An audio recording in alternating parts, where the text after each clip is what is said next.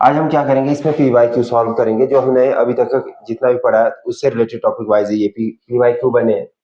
तो इसमें हम क्या देखेंगे कि बेसिकली आपने ये करना है, जैसे यहाँ पे क्वेश्चन दिया है, क्वेश्चन नंबर 1 2 3 4 करके इस तरह सीक्वेंस वाइज अपनी कॉपी में भी ऐसे लिखना है आपने, ठीक है। और जैसे मान लो कि आपको मैंने ये क्वेश्चन बोल दिया यहाँ पे, आपको लगता है कि ये वाला ऑप्शन इसका सही है, या ये वाला सही है, या ये वाला सही, कोई भी ऑप्शन सही है, तो आपने ए के सामने मान लो कि डी लिख लिया। फिर जैसे हम नेक्स्ट स्लाइड में जाएंगे, ठीक है, तो उस टाइम इसका आंसर मैं बता दूंगा आपको, ठीक है। और अगर आंसर आपका सही रहा तो आपने टिक कर देना है, अगर गलत हुआ तो आपने आंसर गलत कर देना है, ठीक है। लास्ट में हम देखेंगे कि भाई आपको मान लो कि हमने यहाँ पे 15 क्वेश्चन सॉल्व किए, तो 15 क्वेश्चन में से कितने क्वेश्चन आपके सही है और कितने क्वेश्चन गलत है। It is just kind of कि ये आपका एक रिवीजन भी है और टेस्ट भी है, दोनों चीजें हो जाएगी, ठीक है। तो पहला क्वेश्चन आपके सामने यहाँ पे दिया गया है कि which of the following are the feature of the regulating act of 1773, यानी कि जो हमारे पास रेगुलेटिंग एक्ट है 1773, उसका जो बेसिक फीचर है वो कौन कौन से है। पहला कि इसमें सुप्रीम कोर्ट बनाया गया था 1774 में, या created the executive council for governor general of Bengal. तीसरा, मतलब आपने इसमें बोलना नहीं है, ठीक है, आंसर मतलब अपनी कॉपी में ही टिक करना है, ठीक है। तो ये डिस्कशन नहीं है, ये क्या है, जस्ट काइंड ऑफ एक टेस्ट है, ठीक है। आप कैसे देख सकते हैं इसको, एक टेस्ट की तरह देख सकते हैं, ठीक है। फिर तीसरा इसमें क्या आएगा, it made the governors of Bombay and Madras presidency subordinate to the governor general of Bengal, ठीक है, कि भाई उनको सबॉर्डिनेट कर दिया गया था, सबॉर्डिनेशन आ गई थी उनके ऊपर, बंगाल की, मद्रास और बॉम्बे के ऊपर। It establish board of control for managing political affairs, यानी कि पॉलिटिकल अफेयर्स को मैनेज करने के लिए उन्होंने क्या बोर्ड ऑफ कंट्रोल बनाया था, क्योंकि मैंने बताया था आपको दो बोर्ड बने थे, एक तो सीओडी बना था, एक बीओडी बना, बीओसी बना था, ठीक है, कोर्ट ऑफ डायरेक्टर्स और बोर्ड ऑफ कंट्रोल।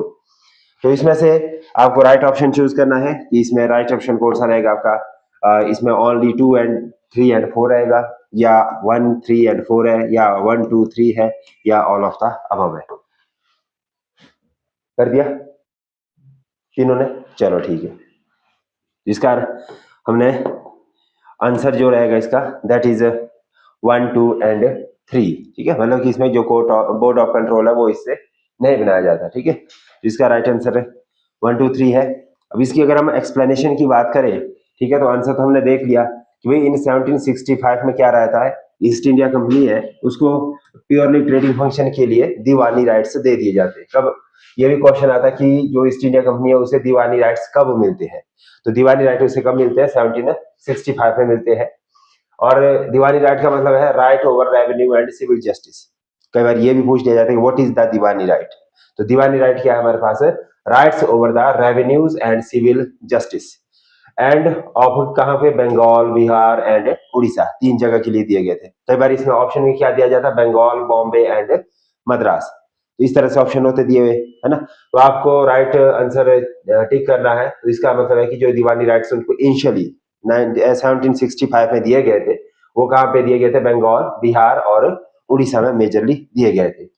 इसी तरह से 1773 में एक रेगुलेटिंग एक्ट बनता है, first step taken by the British government to control and regulate the affairs of East India Company in India, है ना। तो मतलब कि पहला ये स्टेप लिया गया था कि जो ईस्ट इंडिया कंपनी है वो यहाँ पे एडमिनिस्ट्रेटिव फंक्शंस को अकम्प्लिश करे, या एडमिनिस्ट्रेटिव फंक्शन या गवर्नमेंट कंट्रोल यहाँ पे लाए। फिर इसके जो की फीचर्स थे वो हमने देखा, गवर्नर जनरल भी बन गया था यहाँ पे, ठीक है, एग्जीक्यूटिव काउंसिल फॉर 4 मेंबर ये भी बन गई थी, बॉम्बे एंड मद्रास को इसमें प्रेसिडेंसी बनाया गया था, ठीक है, थ्री प्रेसिडेंसी वर इंडिपेंडेंट वन अनदर। तो ये इसमें हमने सारे के सारे फीचर्स देख लिए थे जब हमने पढ़ा था। उसके बाद इसमें नेक्स्ट जो आता है कि भाई सुप्रीम कोर्ट एस्टेब्लिश इन 1774, ठीक है, चीफ जस्टिस एंड 3 अदर जजेस, यानी टोटल नंबर ऑफ जजेस की संख्या कितनी थी इसमें, 4 थी, ठीक है। और 1956 में कितनी थी, 1956 में टोटल नंबर ऑफ जजेस की संख्या, अगर आपने अभी नहीं पढ़ा होगा तो इसमें कितनी थी, 10 थी, इसमें 8 थी, ठीक है, कितनी थी 1956 में 8 थी, फिर 60 में 10 होगी, 1960 में कितनी होगी थी, 10 कर दी गई थी। तो इस तरह से बढ़ते बढ़ते बढ़ते, लेकिन आज की डेट में अगर हम देखें तो वर्तमान में जो टोटल नंबर ऑफ जजेस है वो कितने हैं, 34 है, 1 प्लस 33। जो लास्ट इसमें अमेंडमेंट किया गया था, ठीक है, जज को संख्या को या नंबर को इंक्रीज करने के लिए, वो कब आया था, 2019 में, ठीक है, लास्टली 2019 से 18 19 में आया था, ठीक है, 18 या 19 में, ठीक है, ये याद रखना आपने। बाकी इसमें क्या ब्राइब लेने से मना कर दिया था, कोर्ट ऑफ डायरेक्टर था, ठीक है, governing body, civil rights and military affairs भी आने के लिए ना। सो द 1781 के जो एक्ट ऑफ सेटलमेंट है that was passed by the British defeat in 1773। इसके बाद जो आता लेटर, ठीक है, 1781 हमारे पास क्या आता, अमेंडमेंट एक्ट। हमने पढ़े थे 81, फिर 84 पढ़ा था, पिट्स इंडिया एक्ट, इस तरह से। ये आपने क्रोनोलॉजी इसकी याद रखना। ये प्रीवियस ईयर का क्वेश्चन है, ठीक है, ये ऐसे नहीं है कि मैंने खुद से डिजाइन किया है, it is a previous based question. तो इसके बाद ये देखो, जो ईस्ट इंडिया कंपनी है, ये सारा का सारा ये बोर्ड ऑफ कंट्रोल कब बनता है हमारा, 1784 में बनता है। इसके बाद आता है हमारे पास क्वेश्चन नंबर 2। क्वेश्चन नंबर 2 क्या कहता है आपका कि which of the following leaders are correctly matched to their portfolios in the first cabinets of free India. जो हमारा फ्री इंडिया, जब भारत आजाद हुआ तो उसमें में जो कैबिनेट बनाई गई थी, तो उसमें किसको क्या क्या पोर्टफोलियो दिए गए थे। जैसे कि सरदार बलदेव सिंह है, सरदार बलदेव सिंह डिफेंस डिपार्टमेंट था उनके पास, और doctor Rajendra Prasad food and agriculture था उनके पास, या डॉक्टर जॉन मैथाई फाइनेंस मिनिस्टर। तो आपने ये टिक करना है। डन। क्या ऑप्शन हो सकते हैं, 1 3 1 2 2 3 या all of the above are correct. हो गया, आसान है ना, ऐसे डिफिकल्ट नहीं है क्वेश्चन, ठीक है। तो ये हो गया आपका, इसका राइट आंसर क्या रहेगा आपका, 1 एंड 2, ठीक है।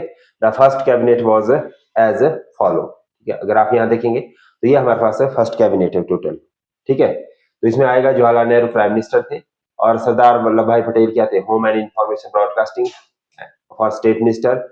Doctor Rajendra Prasad agriculture and food थे। तो इसी तरह से जो जॉन मैथाई थे वो रेलवे एंड ट्रांसपोर्ट थे, फाइनेंस नहीं थे, है ना। तो इस तरह से फाइनेंस कौन थे, शानमुगम चैटी, ठीक है। तो ये अंबेडकर लॉ में थे, जगजीवन राम इसमें थे, लेबर डिफेंस में थे बलदेव सिंह। इस तरह से ये आप पूरा का पूरा देख सकते हैं। इसका पीडीएफ भेजूंगा मैं आपको लेटर ऑन, ठीक है। तो ऐसे नहीं कि आप इसमें आंसर लिखने रह लगे ज्यादा, है ना, एक्सप्लेन करने की जरूरत नहीं है। ये सारा का सारा मैं ऐसा ही एज इट सेम पीडीएफ आपको सेंड करूंगा। सो इसमें what were the salient feature of the government of India act 1935। अब हमारे पास कौन सा आ गया, 1935 एक्ट पढ़ा था ना हमने, गवर्नमेंट ऑफ इंडिया। तो उसमें कौन से उसके सैलिएंट फीचर थे, कि पहला इसमें कि फेडरेशन एंड प्रोविंशियल ऑटोनॉमी लाई गई थी उसमें। दूसरा, डीआरकी एट द सेंटर उसने इंट्रोड्यूस किया। तीसरा, abolition of the dyarchy in the state, राज्य में डीआरकी खत्म किया और सेंटर में डीआरकी स्टार्ट किया। ये दो ऑप्शन। तीसरा ऑप्शन है कि फेडरल और प्रोविंशियल ऑटोनॉमी उसने लाई थी, ठीक है, किसने, गवर्नमेंट ऑफ इंडिया एक्ट 1935। तो आपका ऑप्शन है 2 3 1 3, या 1 2 3, या डी ऑप्शन है 1 एंड 2। डन कर दिया आप, कर दिया है। तो इसका जो राइट आंसर रहेगा हमारे पास, दैट इज अवर 1 2 एंड 3, ठीक है। तो ये इसमें आ जाएगा। ये इसका पूरा का पूरा एक्सप्लेनेशन है, तो इतना डिटेल में अभी हम नहीं जाएंगे, ठीक है, इट विल टेक टाइम। सो इसको आप घर में जरूर पढ़ना एक बार, है ना। हाँ बिल्कुल, क्योंकि जो हिस्ट्री का आपका मॉडर्न इंडिया है, मॉडर्न इंडिया का लास्ट पार्ट और इंडियन पॉलिटी का फर्स्ट पार्ट, ये बिल्कुल सेम चलता है, ठीक है। क्योंकि इंडियन पॉलिटी का जो ये 1773 एंड ऑल है, तो ये देखते हैं, और मॉडर्न इंडिया का जब लास्ट पार्ट आता है कि भाई ईस्ट इंडिया कंपनी कैसे बनी, क्या फॉर्मेशन हुआ, तो उसमें हम ये पढ़ते हैं, ठीक है। तो ये दोनों सेम चलता है, तो इसको जैसे तभी तो इंटरचेंजली भी करवाया जाता है, जैसे पॉलिटी में करवा दिया तो हिस्ट्री में करवाने की उतनी ज्यादा जरूरत नहीं रहती, ठीक है। तो ये किया जा सकता है, इसको एडजस्ट किया जा सकता है, सिलेबस को अगर एडजस्ट करना हो तो। उसके बाद आता है which of the following is are true, मतलब कि इसमें से कौन से ट्रू है। अब ट्रू एंड फॉल्स पूछिए। Simon commission which was appointed in 1927, कि जो साइमन कमीशन 1927 में अपॉइंट किया गया था, submitted its report in 1930 and which suggested evolution of dyarchy, मतलब उसने क्या कर दिया, डीआरकी को खत्म करने की बात कही। And Poona pact was a creation recreation of the Simon commission and its report. जो पूना पैक्ट हुआ था साइन, वो क्या है कि साइमन कमीशन की रिपोर्ट्स का ही एक नतीजा था। ये इसमें दो बातें कही गई है। तो इसमें ऑप्शन आपके पास 1 2 1 2 and none of the above. Done, okay, take your time, ठीक है, take your time, you can take 30 40 second.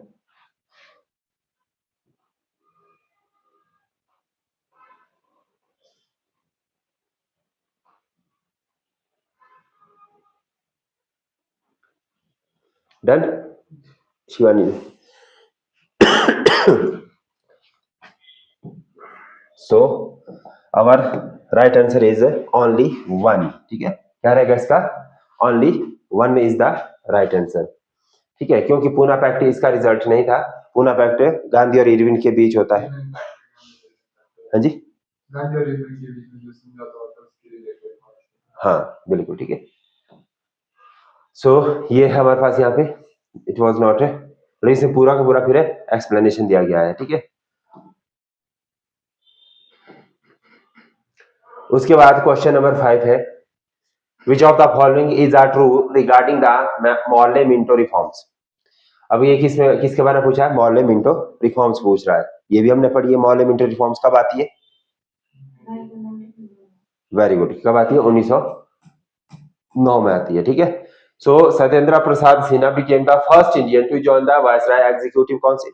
कि भाई उस समय क्या है, जो सत्येंद्र प्रसाद सिन्हा है वो पहले ऐसे भारतीय बनते हैं जो इस काउंसिल को ज्वाइन करते हैं। दूसरा इसमें कि the reform introduce separate electorate. इसने सेपरेट इलेक्टोरेट इंट्रोड्यूस किया था। ये तो मैंने यहाँ पर बहुत ही डिटेल में भी करवाया था।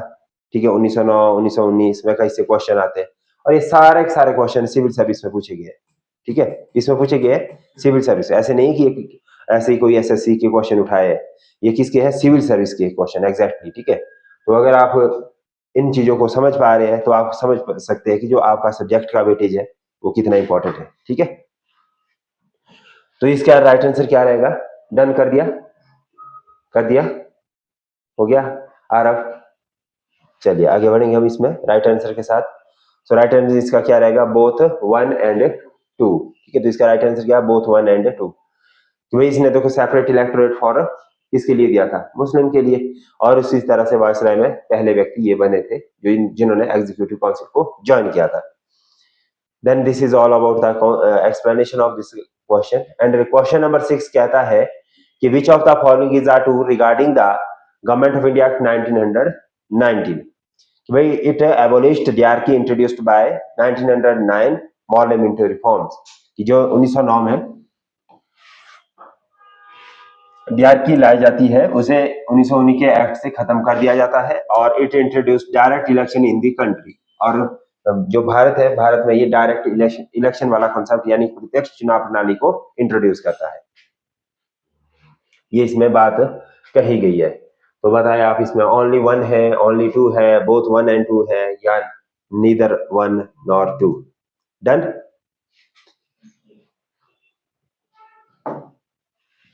कर दिया? आ रहा? कर दिया? चलिए ठीक है, तो इसका राइट आंसर क्या रहेगा? ओनली 2। ठीक है, इट इज ओनली 2। ठीक है, चलिए ठीक है, तो ये है क्या है कि इसमें कि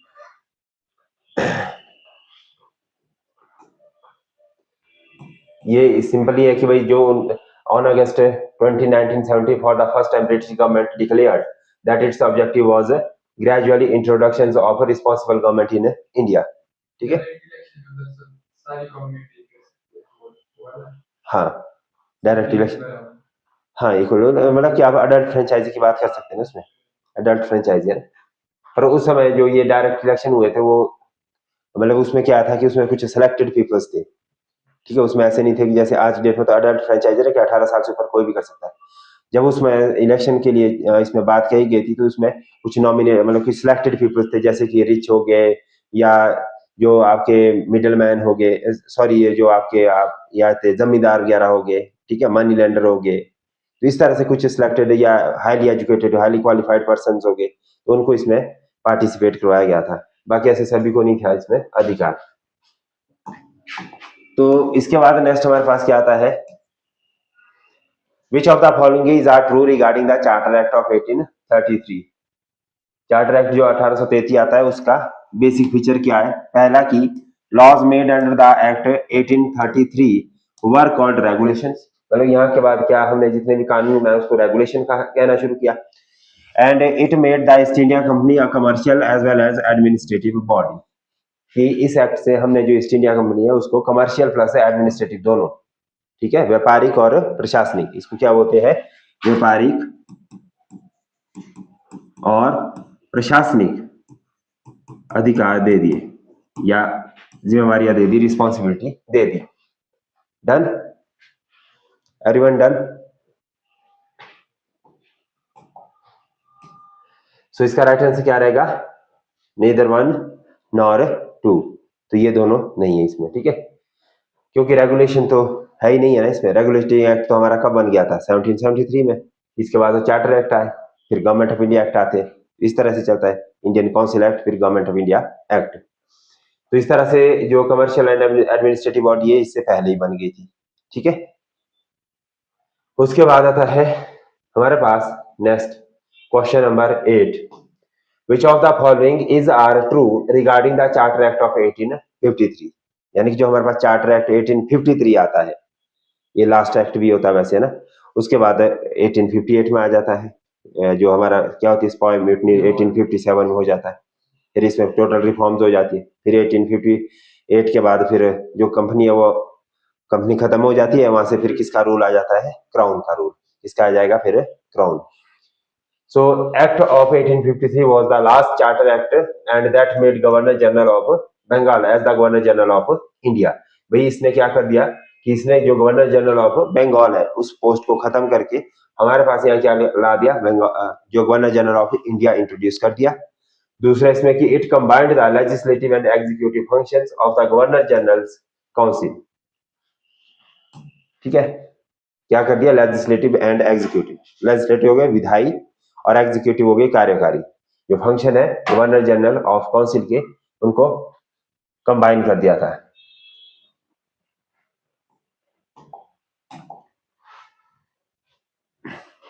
done, so right answer is again none, ठीक है, दोनों ही नहीं है, ठीक है, तो ये भी यहां से आपको क्लियर हो जाएगा। एंड क्वेश्चन नंबर 9 है, which of the following is are true, ठीक है भैया, इसमें से दोनों में से कौन सा सही है? Act for good government of India was passed in 1858।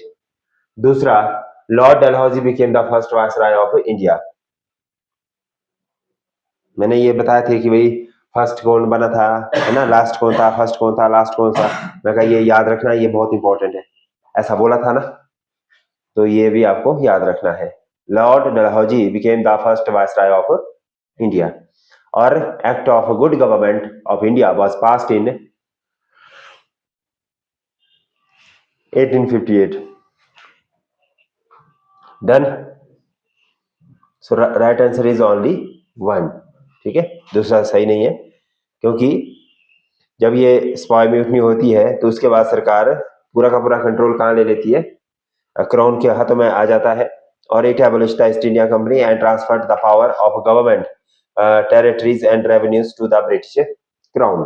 ये मेजर चेंजेस ये आते इसमें, फिर इसके बाद ये पूरा का पूरा इसमें चेंज किया जाता है, ठीक है, तो उनके वहां से फिर एक एसओएस को भी नियुक्त किया जाता है, जिसको हम क्या बोलते हैं? सेक्रेटरी ऑफ स्टेट, ठीक है, एसओएस बोलते हैं उसको, है ना, इन शॉर्ट फॉर्म में उसको लाया जाता है। ये टोटल की टोटल इसमें फुल रिफॉर्म्स लाई जाती है। फिर क्वेश्चन नंबर 10 है, India's council act of 1861 provide for, ये जो हमारे पास 1861 का इंडियन काउंसिल एक्ट आता है उसमें डिसेंट्रलाइज्ड टेंडेंसी की बात की गई। दूसरा इसमें क्या बात कही गई है? Legislative council for Punjab rejected the portfolio system. Fourth option है that is started associating Indians with the law making process, Indians with the law making process, कि भाई इसमें जो भारतीयों को है वो कानून बनाने की प्रक्रिया में शामिल कर दिया, शुरू कर दिया था। ये 4 ऑप्शन है, इसमें है ऑप्शन ए कि 1 and 4 is right, 1 2 4 is right, या 2 3 इज राइट, या all of the above is right. बोलिए, डन? आर अब done?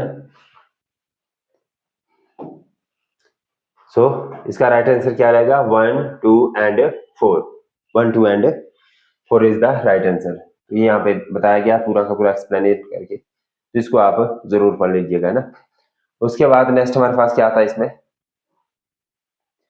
Which of the following is are true, यानी कि निम्न में से कौन से सही है? The Indian council act of 1892 1892 made a limited and indirect provision for the use of elections in filling up some of the non-official seats. दूसरा इसमें लिखा गया कि India's council act of 1892 did not use the word elections directly in the act. जो 1892 का जो Indian council act था उसमें जो इलेक्शन जैसा शब्द डायरेक्टली यूज नहीं किया गया था। Is it right? तो इसमें क्या लिखा गया है? Only one, only two, both या नन। बोथ या नन।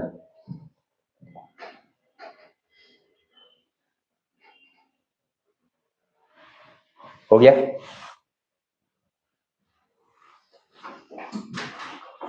राइट आंसर क्या रहेगा आपका? Both, 1 and 2। इसमें क्या था कि इसमें मेजर जो चेंजेस लाते हैं 1892 में कि इसमें बजट में डिस्कस करने का जो प्रावधान है वो कर दिया जाता है कि आप बजट के अंदर अपना व्यूज रख सकते हैं और can ask the question etcetera. तो ये इंपॉर्टेंट पॉइंट्स थे इसके। उसके बाद जो नेक्स्ट क्वेश्चन है हमारे पास, that is which were the changes introduced by the Indian independence act 1947। यानी कि जो हमारा इंडियन इंडिपेंडेंस एक्ट 1947 आता है उसके बाद कौन से बेसिक चेंजेस लाए जाते हैं? It provided right to secede from British Commonwealth, कि भाई जो ब्रिटिश कॉमनवेल्थ बना था उससे अलग होने की बात इसमें कही गई थी। And it gave 2 options to princely state that join India और पाकिस्तान। ठीक है। और तीसरा कि it made India a dominion, क्या इसे डोमिनियन स्टेट का दर्जा दिया गया। And it abolished office of the viceroy, और वायसराय का ऑफिस इस एक्ट से हमने खत्म कर दिया था। ऑप्शन आपके पास है ओनली 1 एंड 4, ओनली 2, 3, 4, ओनली 1, 3, 4 या all of the above. Done?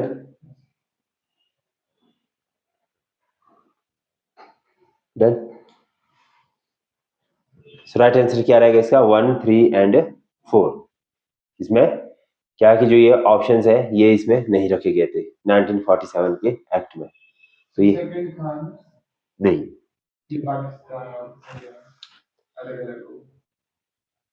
उसमें क्या था देखिए हमारे पास यहाँ पे अगर आप देखेंगे पहला पॉइंट है कि भाई हमारे पास एक तो क्या आता है इंडियन इंडिपेंडेंस एक्ट 1947 आता है। दूसरा हमारे पास क्या आता है? 3 तरह से आता है कि एक क्रिप्स मिशन भेजा जाता है, माउंटबेटन प्लान बनाया जाता है और गवर्नमेंट ऑफ इंडिया इसमें इंडिपेंडेंस एक्ट 1947 आता है। 3 तरह से होते हैं फीचर्स। ये डिफरेंट है, वेरी कर रहे हैं तीनों। ठीक है। जैसे कि अगर हम यहाँ देखेंगे जैसे हमने ब्रिटिश रूल को खत्म किया तो इंडिया को हमने क्या कर दिया? इंडिपेंडेंट एंड सोवरेन स्टेट घोषित कर दिया। कब? 15 अगस्त 1947 को। But is yeah, it provided for the partition of India and creation of 2 independent dominions of India and Pakistan with the right to secede from the British Commonwealth। वही अभी इनके पास क्या secede होने का अधिकार है। It abolished the office of viceroy, ये भी ठीक है। ठीक है। for each dominion। ठीक है। उसके बाद नेक्स्ट आएगा his majesty the government in Britain was to have no responsibility with respect to the government of India और पाकिस्तान। मतलब ब्रिटिश की जो गवर्नमेंट है उनकी कोई रिस्पांसिबिलिटी नहीं रहेगी भारत के सरकार को बनाने में। ठीक है। The constituent assembly of the 2 dominions could frame and adopt any constitution for themselves. ठीक है कि अपने लिए वो कैसा भी कॉन्स्टिट्यूशन बना सकते हैं and repeal any act of the British parliament including the independent act itself. मतलब उसको वो खत्म कर सकती है। कोई भी जो ब्रिटिश गवर्नमेंट का कोई भी एक्ट बना था उसको वो रिपील कर सकते हैं, खत्म कर सकते हैं। तो ये भी इसमें बात कही गई थी। And it empower the constituent assembly of both dominion to legislate for their respective territories will the now constitution were drafted and enforced। मतलब जिस तरह से वो अपना कॉन्स्टिट्यूशन बनाएंगे उसके हिसाब से उसको फिर रेगुलेट करेंगे। नेक्स्ट क्या था इसमें कि भाई no act of the British parliament passed after August 15 1947 was to extend to the either of the new dominion unless it was extended by the law made by the legislature of dominion। मतलब कोई भी ऐसा कानून है जो 1947 के बाद बनाया जाता है तो वो ऐसे नहीं है कि अगर वो कानून पहले से बना हुआ था और उसको एक्सटेंड कर दिया कि दूसरी टेरिटरी में लगा दिया जाएगा, जैसे इंडिया का पाकिस्तान, पाकिस्तान का इंडिया, अगर उसे अडॉप्ट नहीं किया गया या इम्प्लीमेंट एग्जीक्यूट नहीं किया गया। It abolish the office of secretary, ये भी है। It granted freedom of Indian prince state. ठीक है। इधर to join of dominion of India and dominion of Pakistan to और टू रिमेन इंडिपेंडेंट। ये तीसरा ऑप्शन नहीं है यहाँ पे दिया हुआ। क्या नहीं है दिया हुआ? कि भाई उनको ये भी तो अधिकार दिए गए थे कि इंडिपेंडेंट रहने का। मतलब ये 2 ऑप्शन नहीं थे ना वहां पे। क्या नहीं थे? इसमें देखो क्वेश्चन में क्या पूछा गया है, कितना कन्फ्यूज कर देता है क्वेश्चन। देखो इसमें क्या बोला कि इधर जॉइन और पाकिस्तान, ऐसा तो नहीं बोला था। उनको साथ में क्या बोला था कि एंड रिमेन फ्रीडम इंडिपेंडेंट, ये भी था। तीसरा क्या था कि भाई आजाद रहने का भी तो अधिकार दिया था, जैसे कि जम्मू कश्मीर आजाद था, जूनागढ़ आजाद रहने की बात कर रहा था, हैदराबाद आजाद रहने की बात कर रहा था, है ना। तो ये भी इसमें तीसरा पॉइंट था। ये दो पॉइंट मेजर पॉइंट नहीं थे। इस तरह से आपको ये क्वेश्चन में गलती होगी। ठीक है, आपको आपने क्या कि यहाँ तक तो पढ़ लिया इसको, कहाँ तक कि Indian prince state either to join dominions of India और डोमिनियन ऑफ पाकिस्तान, यहाँ तक। और यहाँ से आगे का छूट गया हमारे से। ठीक है, क्या है कि भाई इंडिपेंडेंट रहने का भी बोला गया था, तो इसलिए यह क्वेश्चन आपका गलत हो गया। ठीक है, और British monarch could not veto bills और ask for reservation of certain bills for his approval, but the Governor General can assent to any bills in the name of his majesty। मतलब कि इसके बाद से मतलब कोई वीटो का use नहीं करेंगे कोई बिल वगैरह को इंट्रोड्यूस करने से पहले, ठीक है, या उसको रिजर्व करने से पहले। ये इसमें बेसिकली जो बेनिफिट्स दिए गए थे वो इसमें बताया गया आपको। ठीक है,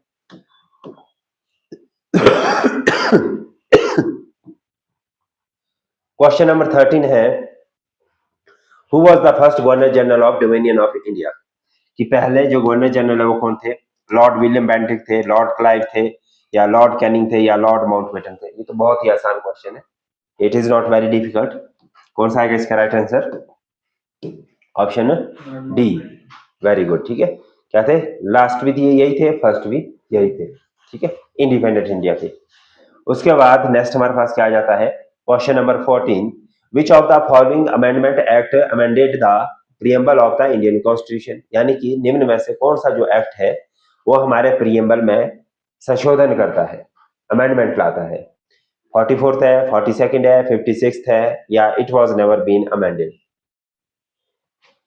देखिए आप, ये कभी भी अमेंड नहीं किया गया है, या इसमें निम्न में से किसी एक एक्ट से इसे अमेंड किया गया था। अमेंड किया गया था, क्या था? आरब लाया था अमेंडमेंट प्रियम्बल में हमने, इधर हाँ शिवा लाया था। क्या चीजें की? सेकुलर इंटीग्रिटी एंड, हाँ हाँ। अब ये देखना आपने कि अमेंडमेंट तो हुआ है, ये तो चलो क्लियर हो गया आपको, अमेंडमेंट है हुआ है उसमें। और अब इसमें क्या कौन से एक्ट से हुआ था ये देखना। डन कर दिया, टिक कर दिया, तो that was the 42nd amendment. इसमें क्या जोड़ा था? सोशलिस्ट, सेकुलर और इंटीग्रिटी। सोशलिस्ट, सेकुलर, इंटीग्रिटी, तीन वर्ड्स इसमें जोड़े गए थे। ठीक है, किससे जोड़े गए थे? 42nd अमेंडमेंट एक्ट 1776, 1976, नॉट 17, है ना, 1976। देन आता question number 15, the Supreme Court held that the preamble is not a part of the Constitution in India, Constitution in which of the following cases। मतलब कि इसमें जो केसेस बताए गए हैं, ठीक है, इन केसेस में किस में ऐसा बोला गया है कि जो प्रियम्बल वो कॉन्स्टिट्यूशन का पार्ट नहीं है, कॉन्स्टिट्यूशन का पार्ट नहीं है। तो ये आ जाएगा बैरूबेरी यूनियन केस, फिर Unni Krishnan versus union of Kerala, union of India, फिर Minerva Mills versus union of India and other states, Sunil Batra versus Delhi government. Done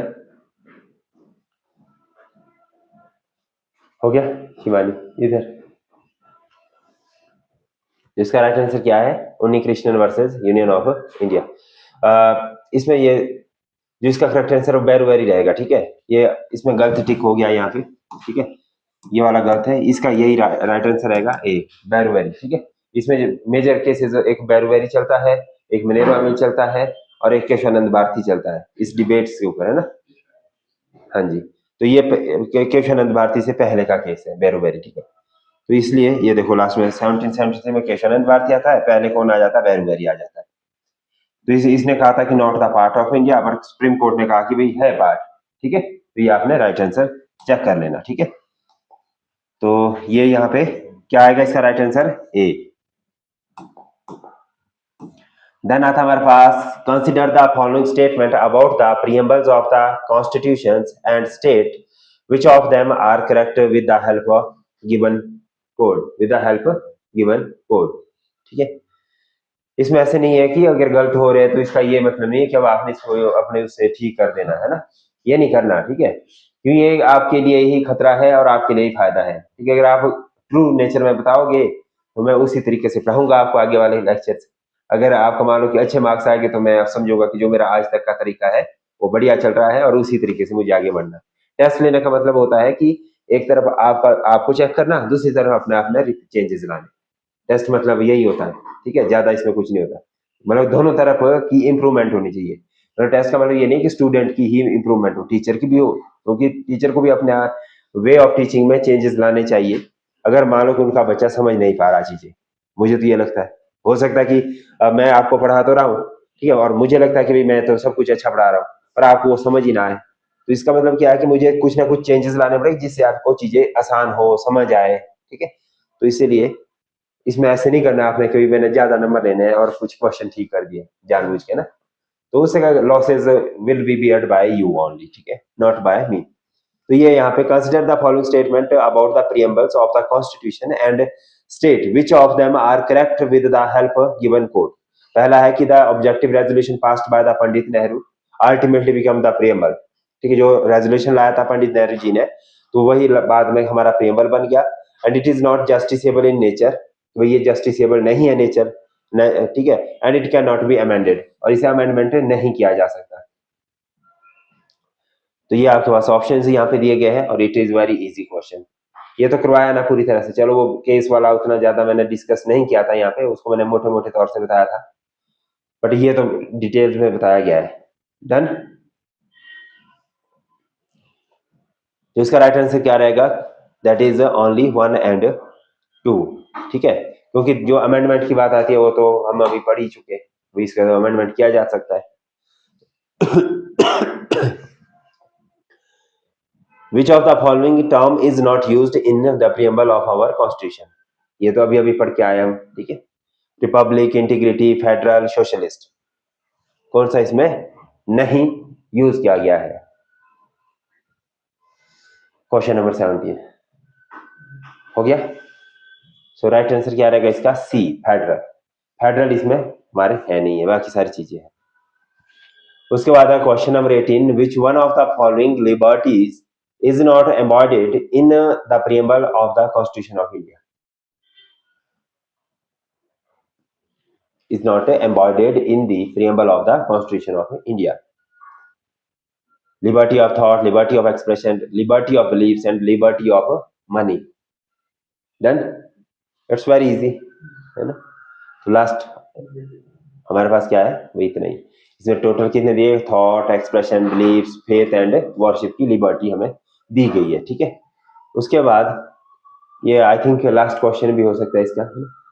consider the following statement in regard to the preambles of the constitutions of India. तो इसमें लिखेंगे आप, मतलब देखेंगे, it provided political equalities to its citizen, कि जो हमारा preamble है तो उसमें क्या कहा गया है कि वो ये प्रोवाइड करता है पॉलिटिकल इक्वालिटी सभी नागरिकों के लिए। It provide liberty of faith to its citizen, यानी कि क्या है, फेथ, विश्वास की आजादी, ठीक है। And it is given by the citizen of India to themselves, यानी कि नागरिकों द्वारा ये खुद के लिए दिया गया है। 1 and 2, 2 and 3, 2 and 3 and 1, 2 and 3, या तो 2 बार ही आ गया 2 and 3, 2 and 3, इसमें से एक करना पड़ेगा, इसमें ऑप्शन चेंज करने पड़ेगा ना, इसको 1 and 3 कर सकते हैं ना, क्या कर सकते हैं, अब इसमें से जो भी राइट होगा ना उसके हिसाब से करना पड़ेगा, अभी ये चेंज है ना, या ये होगा राइट, या ये अगर तो तीसरा हुआ था तो चौथा हुआ था तो कोई दिक्कत नहीं है। डन। तो इसका राइट आंसर क्या रहेगा आपका, डी, 1, 2 and 3, ठीक है। तो ये क्या करता है कि भाई ये तीनों बातें बोलता है, सोशल, ये इक्वालिटी की बात करता है, ठीक है। तो ये सारा सारा इसमें आएगा। तो इस तरह से हमारे पास ये क्या है, 19 क्वेश्चंस थे जो हमने कंप्लीट कर दिए। तो अगर आपको यहाँ तक कोई डाउट है तो बोल सकते हैं, but we will finish this test here only, ठीक है।